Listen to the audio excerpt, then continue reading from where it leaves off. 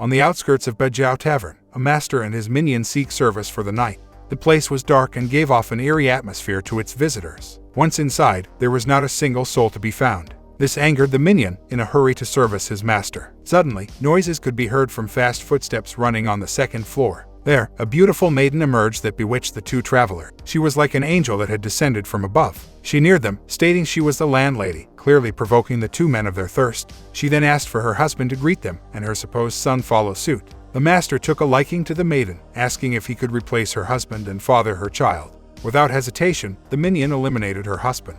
However, instead of fear, she was rather disappointed. The master asked, what was the problem, and her response shocked the travelers. Unfortunately, that was his favorite father, the lady said about the sobbing child. Suddenly, the child stopped crying, and in a blink of an eye, the two vanished. Getting in their attack stance, the two were surprised by the happening. The child then attacked them, with strength surpassing them both. The battle was intense, and both parties were not showing any signs of surrendering. In the climax of their fight, the minion was caught with spider silk. He was then attacked by a spider that emerged from the boy's mouth and soon died. Fearful of what happened, the master was at a loss of words. Then and there, he realized that the people in that tavern were not humans but rather demons. A somewhat looking white priest appeared, and in his hands was that of a cage. With a little prayer, the cage suddenly opened, and out came a gooey substance. It was alive, moving stealthily towards him. As it made contact with his body, like a hungry parasite, it sucked onto the master. When the goop surrounded the master, the two demons bowed their head, signifying the arrival of their master, Chief Bai Fang.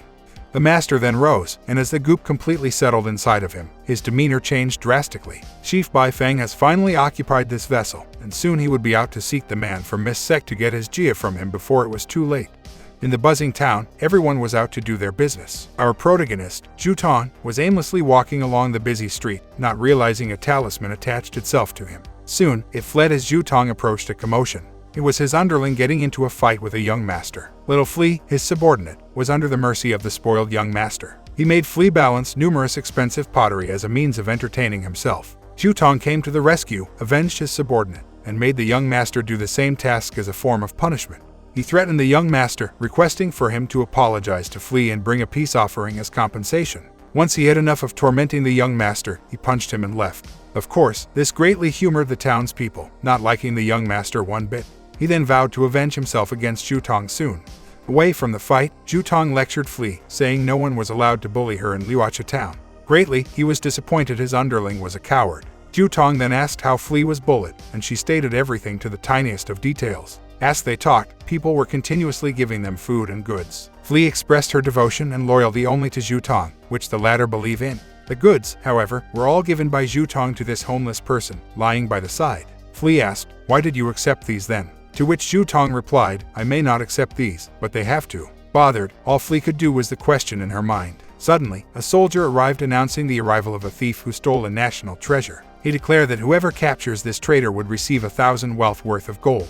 What the Ma didn't notice was the arrival of a magical master in the town. With a compass in their hand, they concluded that what they were after was near. It then transferred into a talisman and went into a cave. There, every magical master gathered and awaited their companion. All of them were in a hurry, feeling the immense presence of a dark force among them. They talked about the current issue all of the guardians were facing. The sect summoned them to Liuacha town for a very important mission. They also talked about the Pan Gu tomb incident, where fortunately Master Tianlao escaped with the Jia. However, this master was in danger and was near his death. They were afraid that if Bai Fang found him first, he might break the seal with Jia, which could result in unthinkable consequences. Back at the Zhu residence, Zhutong's father and the other counselors were busy looking for the thief. With the report of a missing resident, Zhutong volunteered to check on this case. However, his father was not convinced by this, seeing his son was rather nonchalant about the impending issue at hand.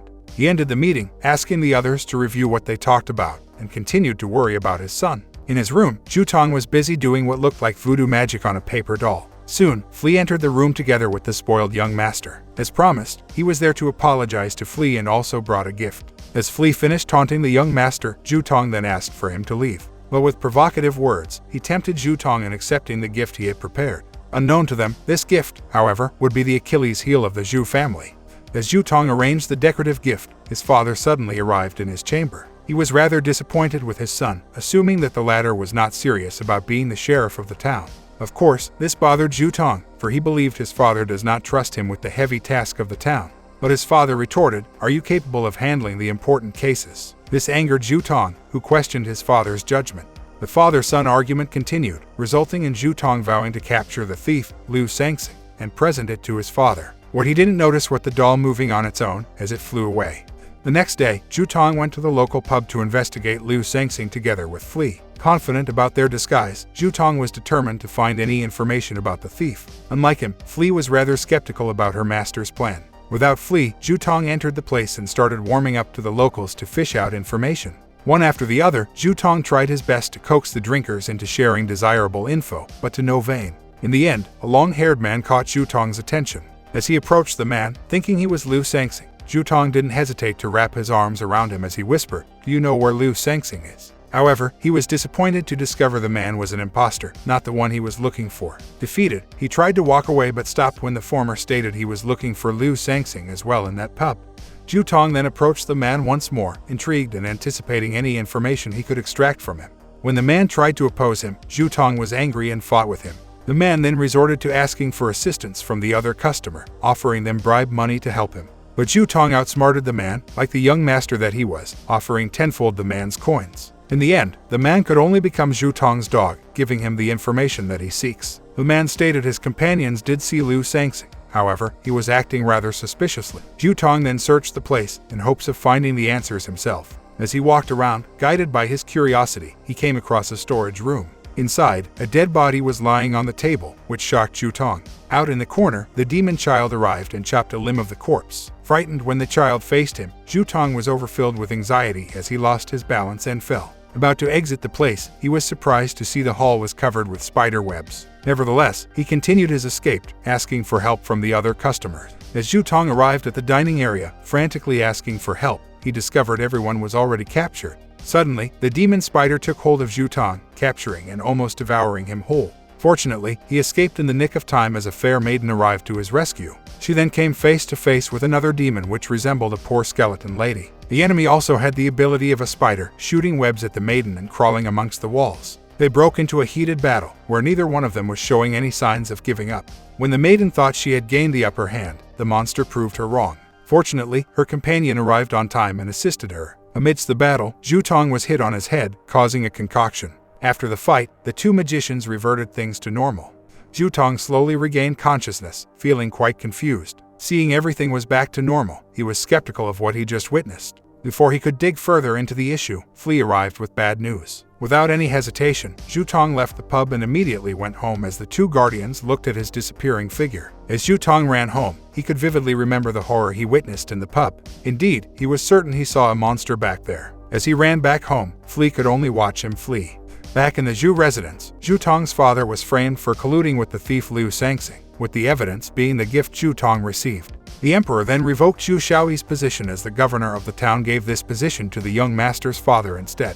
Zhutong arrived to witness this injustice, saying the gift belonged to the young master. However, the emperor didn't hear his pleas, with the young master accusing him of being an accomplice. As a father, Zhu Shaoyi could not bear to see his son being convicted, so he pleaded guilty for the wrong he did not make. On his knees, Zhutong showed his distaste for the young master, insisting they were framed. Again, the emperor didn't hear him as the young master taunted Zhutong instead. He ordered the guards to harm Zhutong, which they didn't disappoint. As they assaulted Zhutong, his body slowly shut down from exhaustion. Good thing, before the guards could deal the final blow, Zhutong suddenly disappeared into thin air. Unbeknownst to them, Flea came to rescue Zhutong and brought him to the guardian's lair. He begged the masters to help Zhutong, reassuring them that he was a man of goodwill. However, the guardians would not dare to intervene with the mortal's problems, saying he was on his own. All the guardians could offer was for him to recover his health and wish for his safety. Even if Flea was against this, she could not do anything to oppose them. Zhutong woke up on the outskirts of the town. Despite being confused about the happenings, he was certain his safety was in question. His first course of action was to go to a friend's house to seek shelter and food. However, it turned out he could not trust these so-called friends. As Zhutong fled for his life, Flea could only watch over him from afar. At the governor's place, the two-faced villain was the accomplice of Liu Sanxing. He framed Zhu Shaoyi to get his position, and now he wanted Liu Sanxing to give him the authentic treasure they stole. He didn't expect the Liu Sanxing in front of him to be fake, however. Again, the group exited the vessel with the villain as its new target. As most of the guards were looking for Zhutong, he was staying together with the homeless. Seeing the poor condition of an old man, Zhutong didn't hesitate to help him. They talked about life, with the old man telling him that different perspectives could make a difference. The old man suddenly requested Zhutong to move him near the flames, saying it was cold. Soon, the man turned into stone, surprising Zhutong. The old man then became a spiritual master and offered Zhutong new abilities. Suddenly, Zhutong's body was immersed in water, with the spiritual master circling him on a fish-looking vehicle. The master explained about Jia and how to acquire and use it. With that, he was hopeful Zhutong would be the rightful successor he had chosen.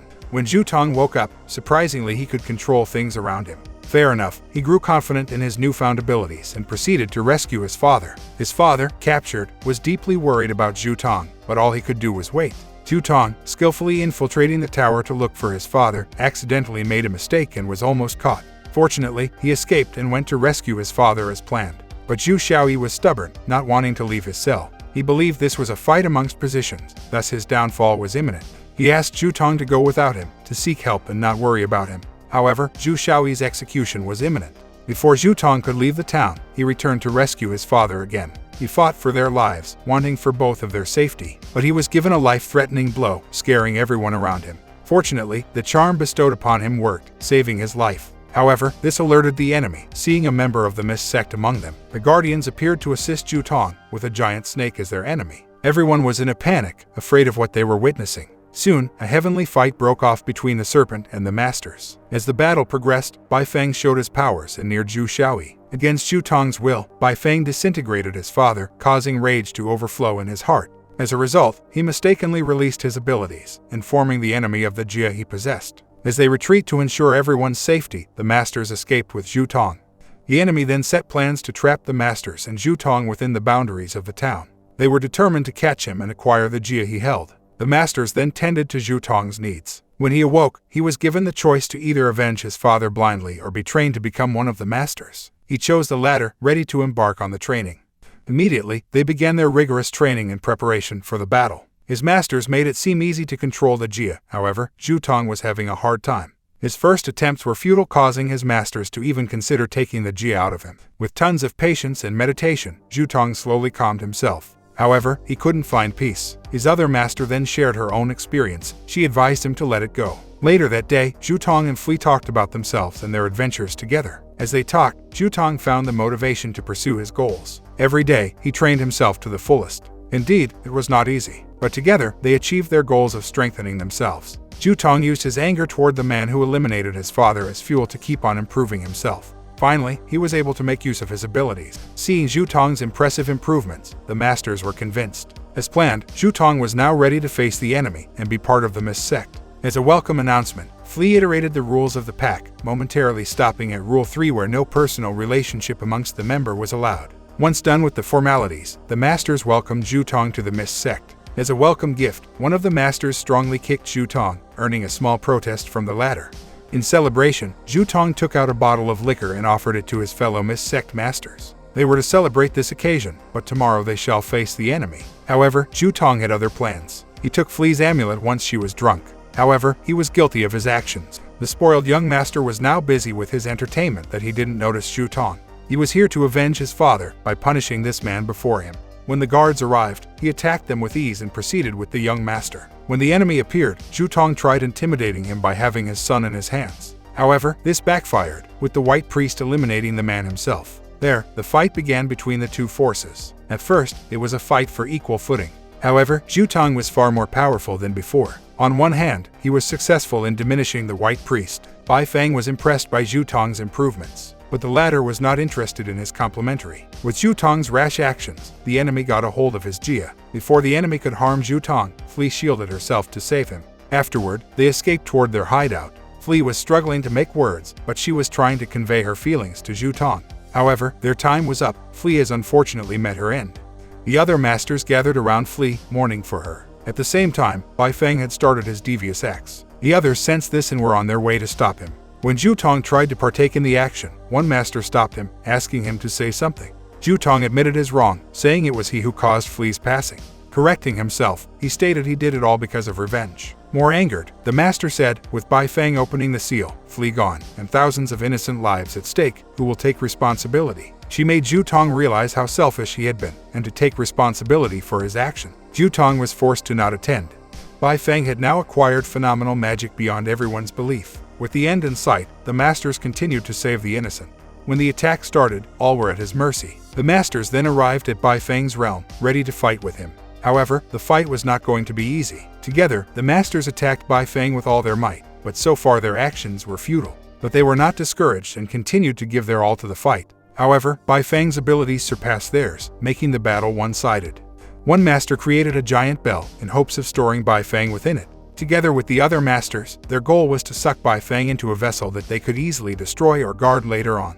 Indeed, it was an intense battle where all of the masters give their best for humanity's sake. However, Bai Feng was too strong for them to capture. The masters were heavily wounded from restraining Bai Feng, all of which were futile attempts of keeping him at bay.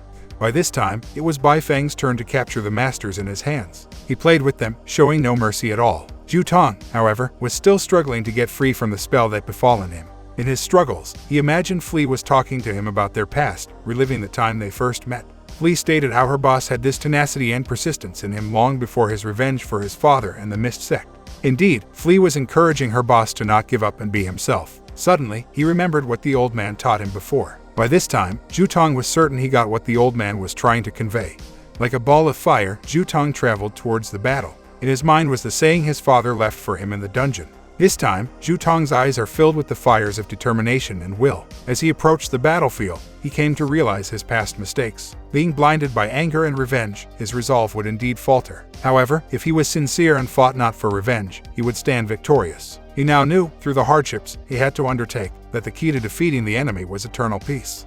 Eyes ablaze, Zhutong was off to face Bai Feng. Like a meteorite, he zoomed towards the fight. Meanwhile, the other masters were in a hard situation, slowly getting overpowered by Bai Feng. Fortunately, Zhutong came to the rescue. Like a missile, the ball of fire landed on Bai Feng, resulting in some damage. Now in a white robe, Zhutong was ready to face the enemy with peace in his heart. Bai Feng was surprised to see Zhutong despite his acquiring the Jia. Zhutong made him realize his mistake, saying he was now the Kaiman Dun Jia. Of course, this angered Bai Feng even more.